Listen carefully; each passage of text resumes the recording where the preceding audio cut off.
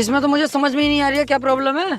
મેં સમજાવું ને તમે વિડીયો આગળ જુઓ ખાલી. જ્યારથી વડોદરા આવ્યો ત્યારથી તો તમારો ભાઈ એટલો આળસુ થઈ ગયો છે ને કે ડાયરેક્ટ 9:30 વાગ્યા બાજુ જ ઉઠે. રોમ રોમ ભાઈઓ. જય શ્રી કૃષ્ણ, ગુડ મોર્નિંગ. તો સ્વાગત છે તમારું આજના મારા મિની બ્લોગમાં. આ જવાનું હતી તો તમને ખબર જ છે તો સવારમાં મેં નીકળી ગયો કંપનીમાં જવા માટે. એટલે આપણે કંપનીમાં એન્ટર થઈ ગયા છે.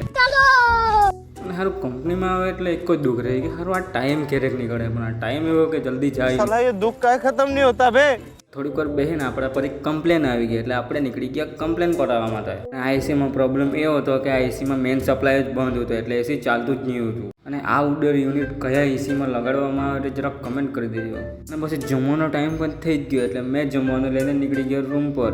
અને જમવાનું જમીને થોડીક વાર આરામ કરી લીધું. અને આરામ કરીને આપણે નીકળી આવ્યા કંપનીમાં જવા માટે. અને આ એસીમાં મેં નાઇટ્રોજન પૂરેલું છે અને નાઇટ્રોજનથી લીકેજ મળી જાય તો પણ આમાં લીકેજ મળ્યું નથી એટલે પછી અમે પ્રેશરાઇઝ પર મૂકેલું છે. અને કંપનીથી છૂટીને મેં નીકળી આવ્યો રૂમ પર જવા માટે. ચાલો તો મળીએ નેક્સ્ટ બ્લોગ.